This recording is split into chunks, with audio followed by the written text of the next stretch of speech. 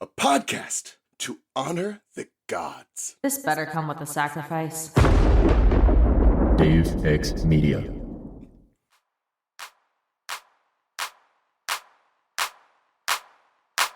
The bits.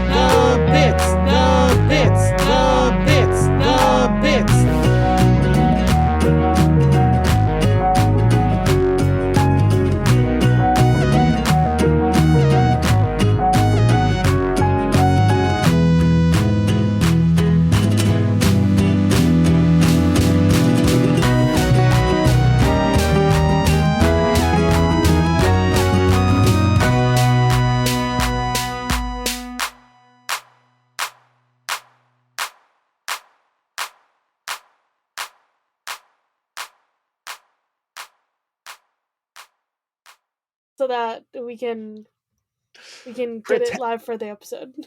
Lucky for you, Charlie, I have very severe ADHD. I forget things that happen to me within minutes. I will put something down, walk away for 2 seconds, and be like, fuck, where did I put the thing?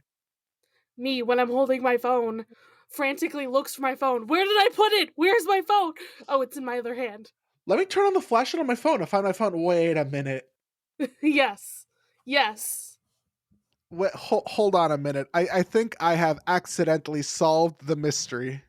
And it turns out I was the culprit. Yes, you were. Welcome. Hey, welcome to The Bits, hosted by your favorite jam buds, Charlie. And Robert. I'm like, wait, what the fuck's my name? You forgot your name because I flipped it around on you. I forgot my name. It's like that SpongeBob thing. I threw out everything in my brain except fine dining and breathing, and now I can't even remember my name. I also don't remember fine dining. Well, I hope you don't throw this out because I'm handing you a letter. It's got a heart on it. It's really cute. Charlie, I'm flattered, but we are both taken by wonderful people, and when we're both very monogamous and committed to our own partners. It just says, "Will you be my friend?" Aw, hell yeah! I thought we were already friends. But are we friends forever? And ever. Little meek little anime. Are we? I'll kill you. And we'll be friends even while we're covering Season 2, Episode 4, Love Letters, which premiered April 23rd, 2015. Charlie. Robert? Jamie is in this episode. The mailman, the postman is here bringing posts. Please tell me that there is post brought to us by the postman. Hey, Mr. Postman, bring me a post. Bring me the post I love the most. They only sing that if we have mail, folks. We have mail. We got mail. Mail time. That's Blue's Clues, but yeah, listen, there's only 2 songs about mail. That's fine. And both of them are just little jingles. That's it. As it should be. Listen, mail is just a cute little thing, so it should be a cute little jingle. Do you love getting mail, Robert? In real life, I like getting mail. Here's the thing about getting mail they don't tell you as an adult, is that for the most part, you don't get mail for the most part. You can go a couple of days in a row without getting mail or getting whatever crap, nothing doesn't matter mail. However, if you miss one particular letter in your mailbox, you go to jail. That's it. You're done. They assassinate you right now. Oh no, I don't want that to happen. I mean, they assassinate you for that, or they assassinate you for being a CEO of an insurance company. Topical humor that'll be irrelevant as this episode comes out. Hey. Okay, let's talk about our post. We got a post. We got an email to our mail. Hey, if you want to send us an email, it's thebitssupod@gmail.com. Send us an email. You can answer our question, because we asked the question every episode. Every single episode. Also, you can comment your answer on Spotify if you're listening to this on Spotify. It's that cool thing. I'm also posting them on Instagram more regularly. So, all right, we got... it's titled A Post, which I love especially. This is from Owen, not Through the Mist Owen, but Owen, they, them. This it says, "This isn't just to not be disappointed by the post person segment. My friend and I were thinking about starting a Steven Universe podcast, and we were wondering about copyright and things. I just wanted to say I love the pod, and Fridays are now the most hyped up day of the week. Thanks for being so very queer. Thank our partners for keeping us queer. If we didn't have partners, we wouldn't be queer. If we were both single, we'd be straight. Oh God, I don't want to live in that world. Anyway, so if you're asking about copyright, I presume you're like, what are the legal implications of like making a podcast, of a review and discussion podcast? Here's Yeah. the thing. If you just go on and you talk for half an hour being like, this is the general plot, this is what I think about, here are the jokes I make, that's fine. That's like, you can do that. It's under fair law, fair use law in the United States. Yeah. What you shouldn't do, which is very big in the Percy Jackson world, is title a Percy Jackson podcast, hey, this is Percy Jackson podcast, and it's just you reading the books out verbatim. Yeah, maybe don't do that. And you can put like clips and stuff like in your podcast. Like we have friends who do that. Like I think they have to be like so many seconds before it becomes like a copyright issue or what have you. And even then, you have to be using it for a comedic or what's the other word? Educational? Educational or a parody. You have to use it for one of those contexts. You can't just like put it in. You can't just like put a clip in of this episode and be like, hey, no context, just use a random clip of Pearl saying something. This is in my pot. Like, no, Cartoon Network will come for you. Yeah, exactly. But thank you for being a fan, Owen. You're not the Owen we're used to. There are more Owens in this world. I did not know it was possible. There are more Owens, and they have they them pronouns. It's amazing. Wow. Amazing. Wowzers. Hey, by the way, also today on the day we're recording is the day that Spotify Rap dropped, and a lot of people like us, apparently. It's great. Yeah. It's very cool. We could tell that a lot of the new listeners came from Newest Olympian. Shout out to Mike Schubert for having me on his show. I'll be on his show again in the relative future. And thank you for I need to come up with like a joke like the boom, the shoob boom, the shoom, The shuboom? The shaboom? the shaboom, the shaboom. Oh, I gotta message him and be like, that's a The good joke. shoe boom. The Shoob shoob, boom. the shoe boom. Hell yeah. So if you're here from my episode on the New Olympian, welcome. I never said that because I did notice a huge uptick after the episode dropped. Never said it. Hello if you're here from that. What's it called? Also double hello if you're here when Mike is at a certain point of the podcast and I keep making jokes and references to points past where he's at right now. And a lot of the people read along with his podcast. So a lot of people have a complaint to him of like, oh my God, how could you reference Camp Jupiter before it was revealed? And he's like, oops, sorry. Well, like you can only be so in the fandom without getting spoilers for stuff that was talked about like 10 plus years ago. My listen, I have two. So I have my Roman Empire and my White Whale. My Roman Empire is the soup from Ratatouille, and my White Whale is wondering how Mike Schubert navigates through Percy Jackson social media. Yeah, seriously. Love he didn't question either of those. But thank you for writing in, Owen. I'm not going to question you.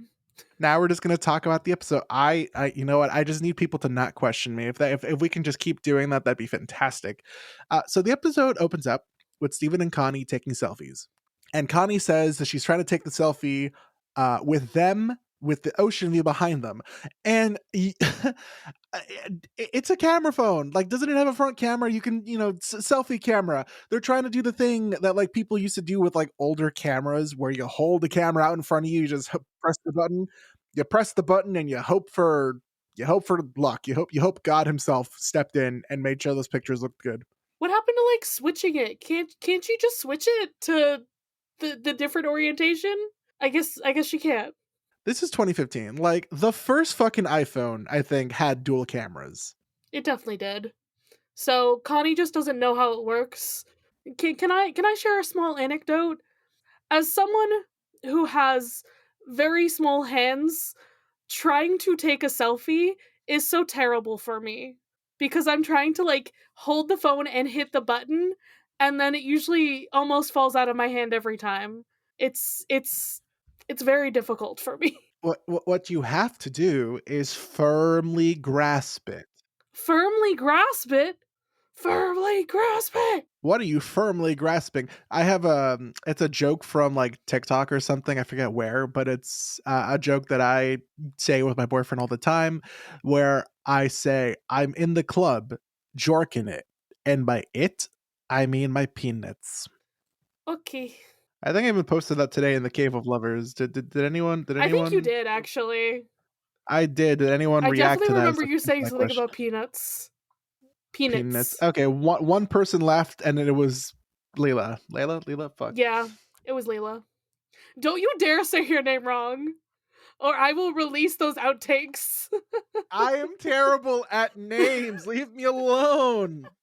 Unless I hear it a million times, I don't know what the fuck your name is. Like, God, I know what your name is in like spelling terms, but like in how to say it terms, I feel awkward about asking people like, "Hey, how do you say your name?" And like, she's a part of a podcast that I listen to fairly regularly, where she says her name in it, and I keep forgetting. Yeah, that's fair. But still, I will release the outtakes. What? One more time, just to get it in my brain, just to get it in my brain. One more time. It's Leela. Leela. Okay, I'm gonna That's why put it in my she's brain. Leels for reals. Oh, that actually that you know what? That's gonna help me. That's gonna help me. We're doing it. We're doing it. We're improving my brain. I hit that 25 age mark and my brain got fully developed, but it developed stupid. Now we're making it smart.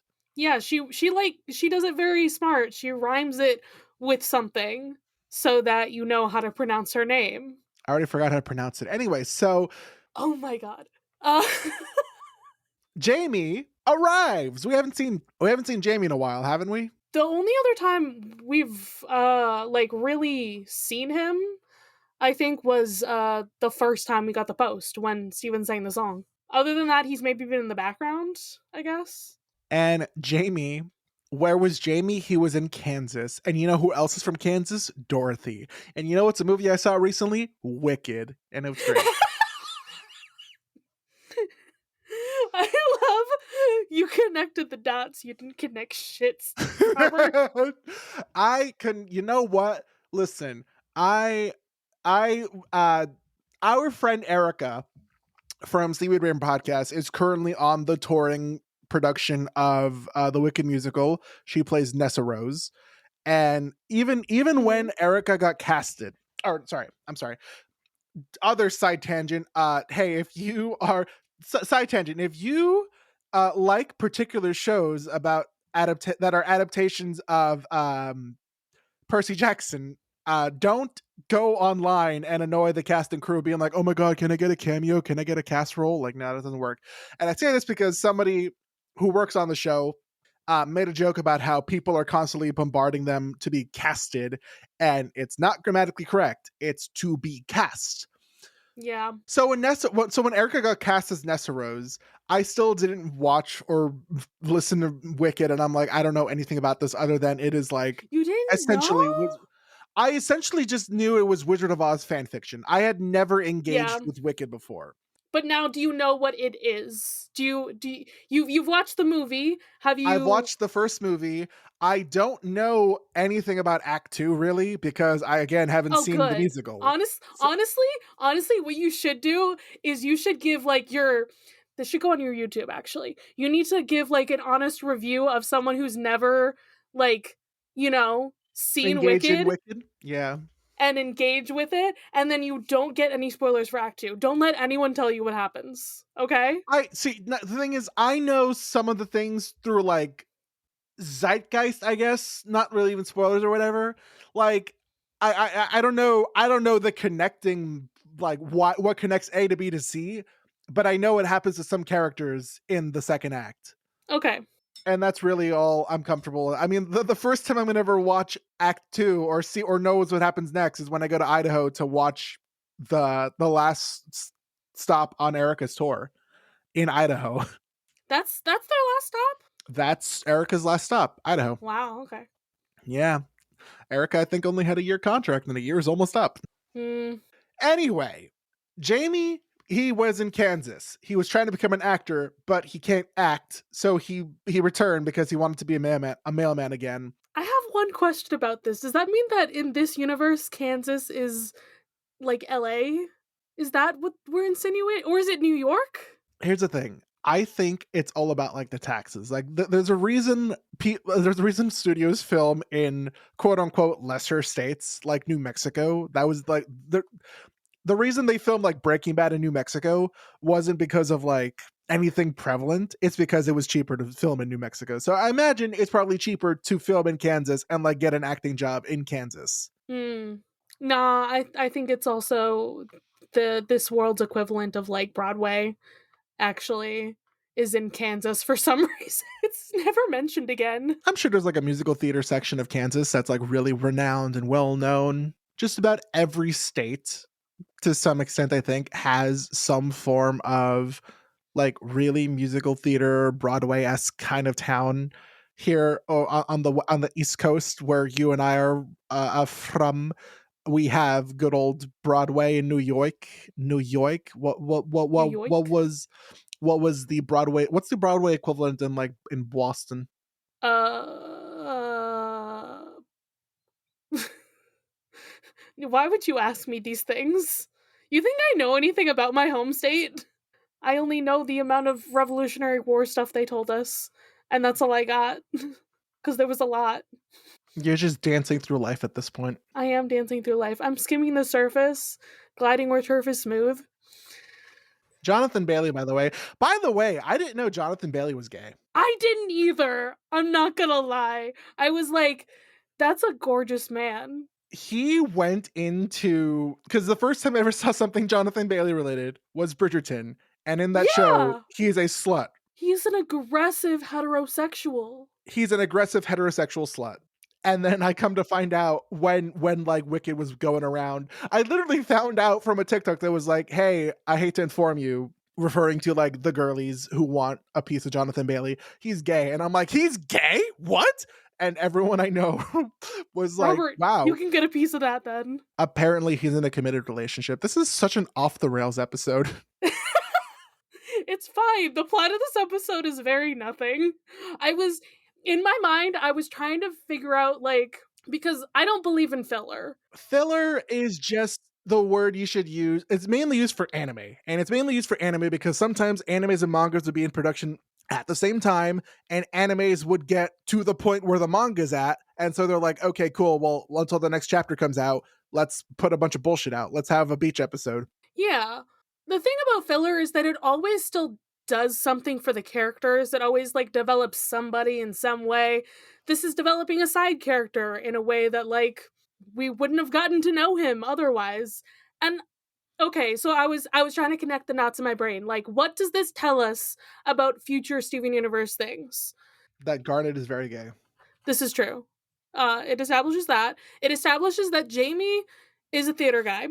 We've established this so that we can get the future episode where he stages a play with Steven, and we get the stuff about, like, Mayor Dewey's, like, ancestor Mayor and Dewey's introduction to first mate Buddy, which then leads us to Buddy's journal, which then has the tiniest little thing of the palanquin in it, which is a tool to help us later. So, These are words that don't mean much to me because I don't remember the plot of Steven Universe 100%. it's fine. It's fine. Maybe our listeners will understand. Yeah. Our listeners who are cool and want to listen to me rant about Wicked for 5 minutes, they're cool. There you go. I'm just saying. I'm like, there are ways that you can connect this that, like, we're developing things very, very slowly. It's a 10-minute episode. It's a 10-minute episode. By the way, speaking of speaking of Wicked, because I know what happens to what's his fuck what's the name What's of Jonathan his Bailey's fuck? what's Jonathan Bailey's character again? It's Oh, how did you do this to my brain? Oh no. Fierro. Fierro. Yeah, so because I know what happens to Fierro in part 2. And if any of you wonderful people are like me who want to remain relatively spoiler free for the sequel, the part 2 that comes out in a year, don't listen to this.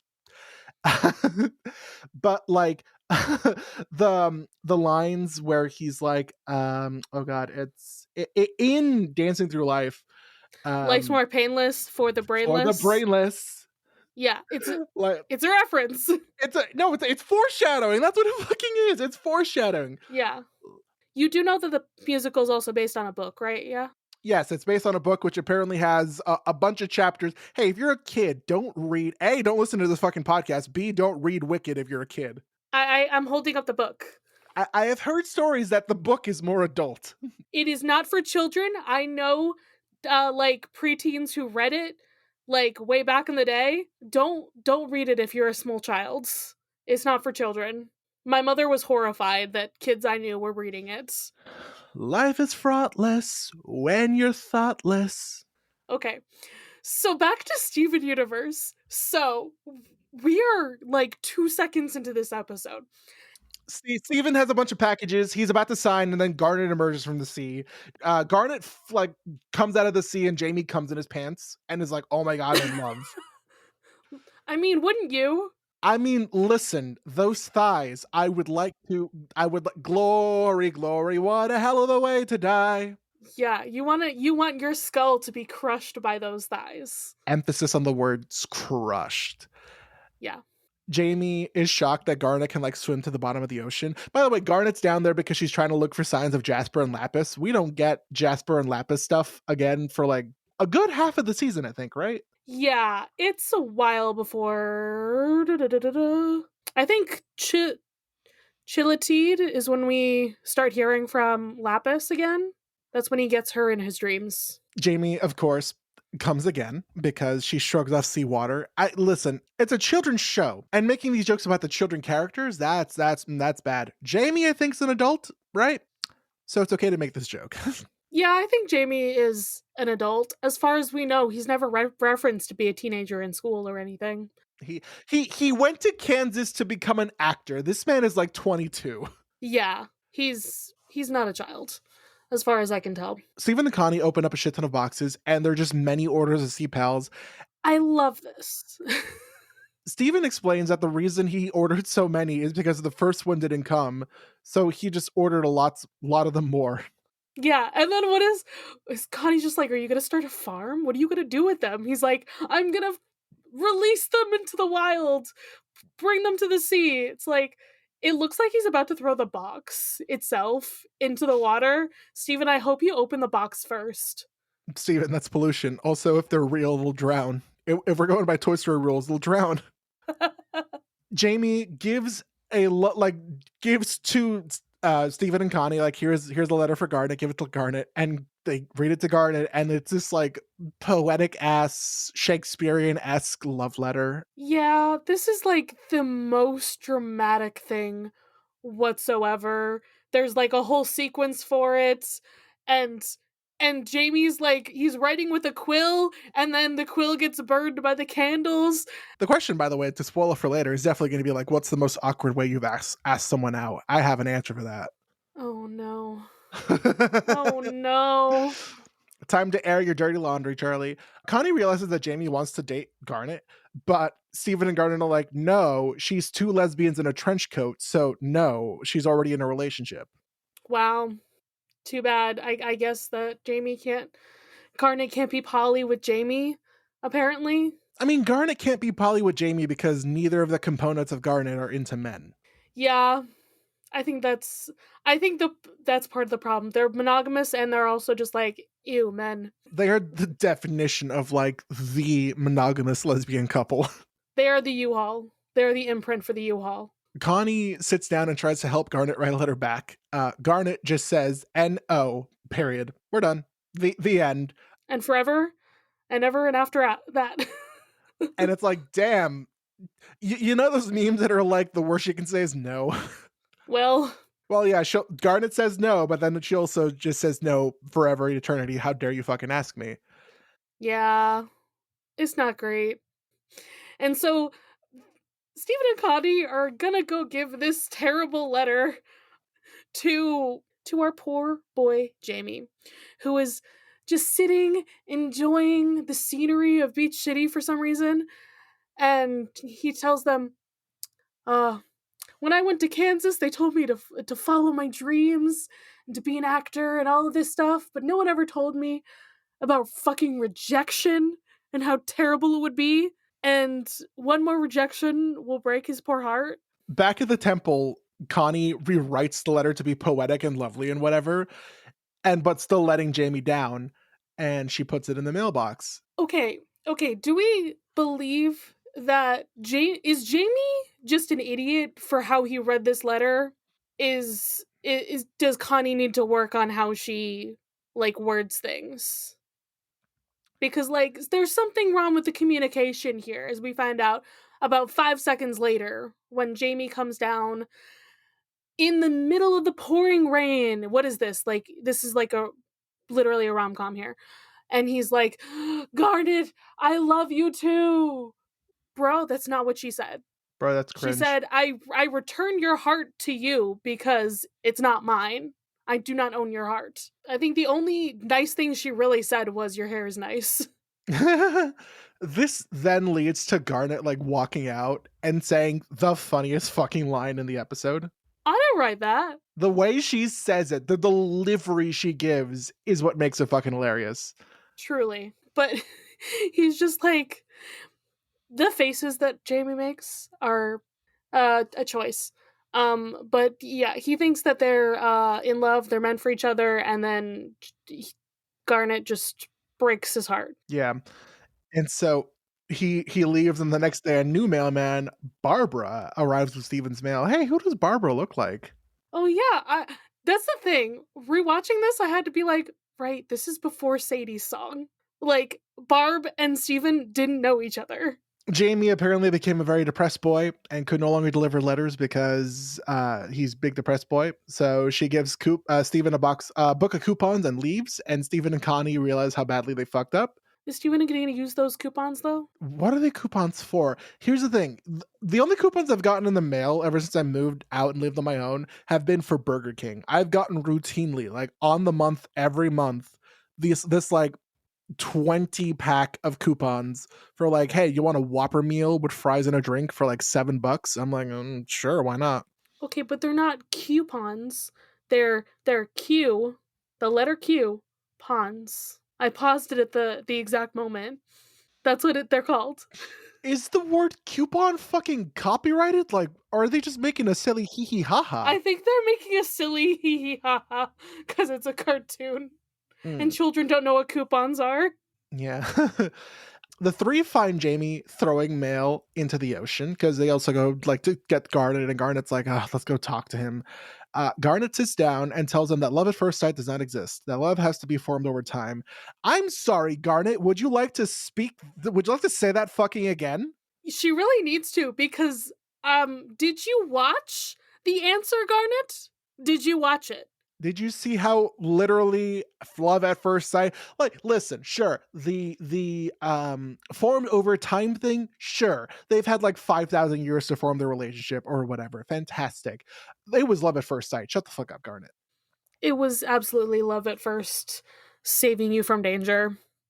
So, but the fact that she's like, yeah, you've convinced yourself, you convinced these children that you are a lovesick fool. This is how good of an actor you are. I do like that she turns it around to be like, you're a great actor. Start with local theater, which, like I said, leads to Jamie in the future actually doing that. Connie asks if he's okay, and he says yes. And then Steven is like, hey, those letters out at sea, were those love letters to Garnet? And Jamie's like, no, those are like actual letters I'm supposed to deliver. And the episode ends with Connie and Steven offering to pick them up and Jamie thanking them. Jamie, you committed a federal offense. Oops. Jamie, no local theater for you. You committed the Postmaster General will kill you if he'll fucking arrest his own mother if he has to. Anyone who interferes with the mail. Well, Robert, hey Robert. Yeah. Should we go to the Crystal Temple? Oh, some Crystal Temple trivia? Yeah. It's revealed that Jamie did not know Garnet, despite Steven telling him about the gems and cheeseburger backpack, and indirectly meeting the gems in Ocean Gem. Okay, so he was in the background there. The promotional artwork depicts Garnet sending a love letter to herself in a comical manga style. The creature Garnet beats up from the ocean is a giant-sized water bear / tardigrade. Cultural references. When Garnet emerges from the ocean, it is reminiscent of Honey Rider's introduction theme from the James Bond film Dr. No. The Sea Pals that Steven orders are very similar in name and look to a 1950s children's toy called Sea Monkeys. Okay, when Steven is playing his video game, the music coming from said game is similar to that of Animal Crossing, which ties into the game Steven has in his room that resembles the GameCube game Animal Crossing. Wow. The way Garnet blows water off her body physically is most likely a reference to the movie done by Wallace Wells and Mobile in the Scott Pilgrim series.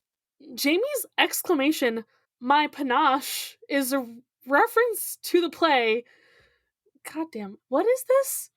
Carano de Bergerac, I'm going to say, by Edmund Rostand. A key plot point in that play is that the protagonist, Cyrano, writes love letters on behalf of someone else.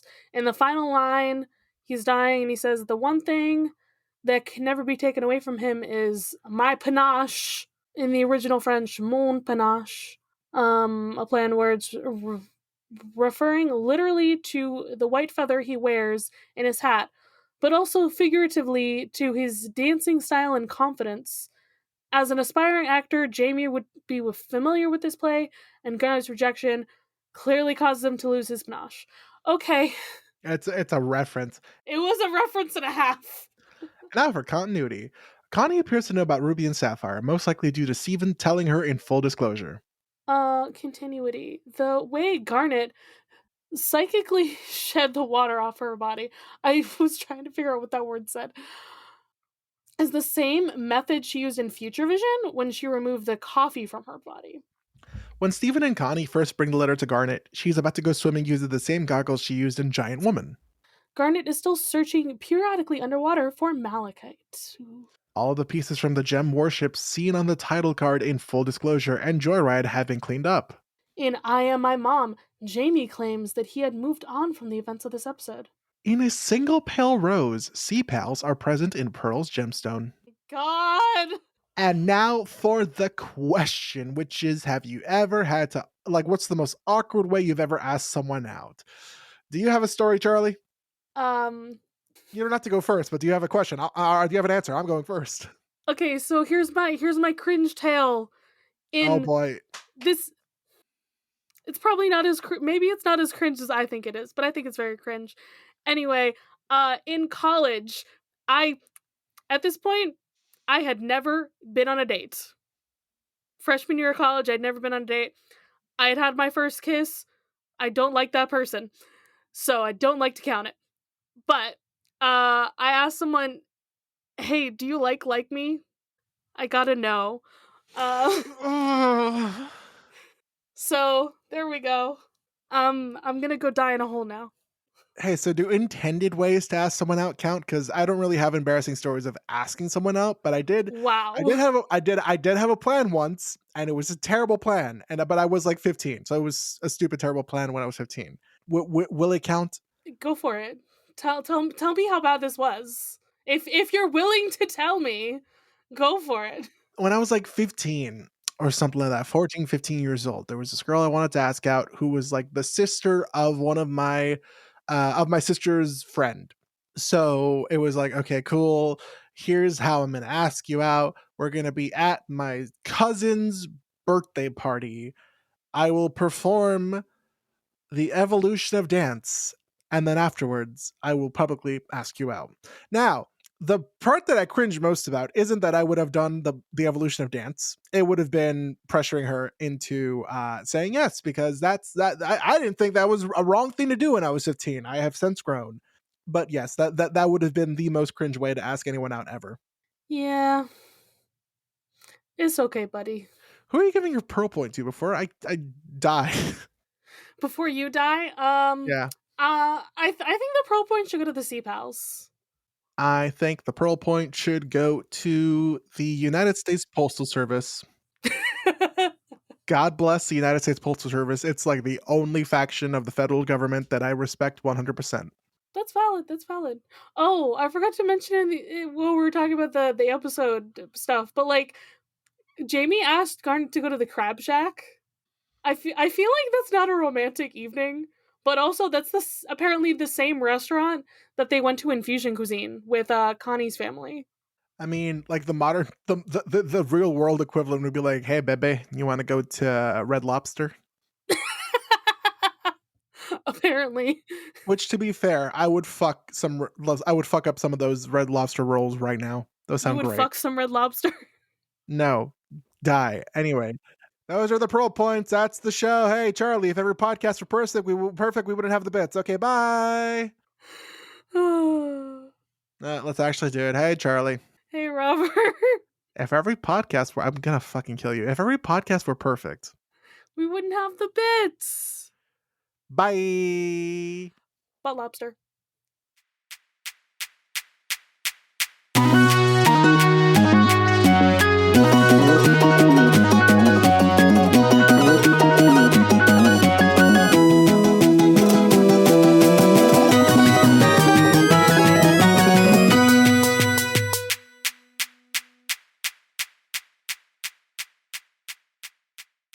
You can follow this podcast socials at thebitssupod on Instagram and Tumblr. You can send a message to our diamond line through thebitssupod@gmail.com. If you'd like to support us financially, join us at our Patreon, patreon.com/thebitsu. By becoming a patron, you can join the Deus Ex Media Discord server, where you'll be able to chat with us and other listeners about Steven Universe, or whatever else. Our $5 patron tier also gets you access to Steven's Room, our monthly bonus show. There, we'll be talking about a wide variety of topics, which usually have something to do with Steven in some way. No promises. You can check out our merch store, The Bits SU, on Redbubble to find custom designs made by yours truly. Or if you cannot or do not want to support us financially, we'd really appreciate a rating, a review, or even letting your friends and followers know how much you love the podcast. It really helps. Our music was written and produced by Jason Hilton. You can find him at Negative Selections on Instagram. You can follow me, Charlie, at GreenPixie12 on most platforms. I also have an art Instagram at GreenPixieDraws. You can find me, Robert, at the Damn Meme Page on Instagram, Twitter, TikTok, and Blue Sky.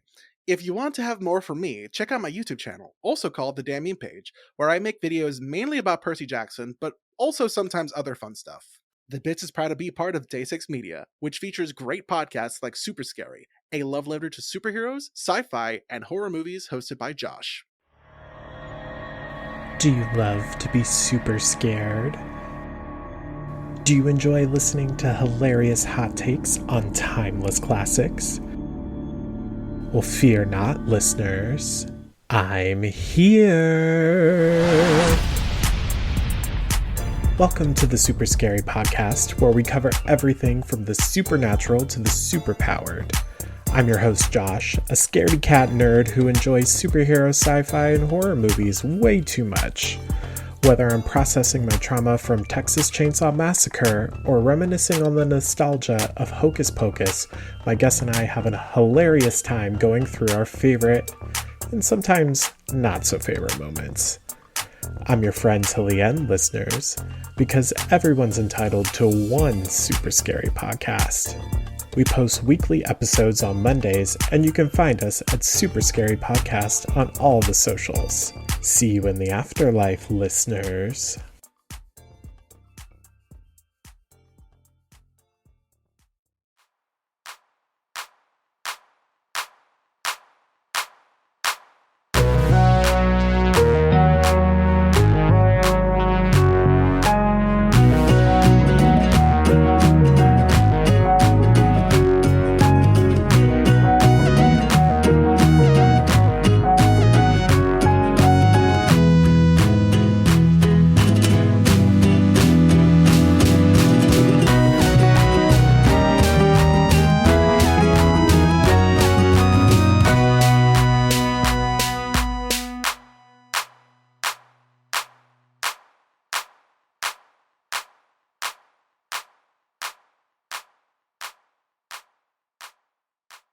Really dancing through life down at the Ozdus, if only because dust is what we come to. Are you good, Robert? I've been thinking about Wicked nonstop ever since I watched the fucking movie. Good. TikTok knows this because TikTok is recommending me a bunch of stuff about Wicked. It's also showing me, like, here's the thing, because I never watched the musical, so I don't know much about, like, who the contemporary actors like recognize for each role are. So TikTok's like, oh, here's some original here's original screen, here's like a recording of like the original, you know, like Dancing Through Life and whatever. I'm like, fuck, this is great. I can't wait to watch this in a couple months. Dave X Media.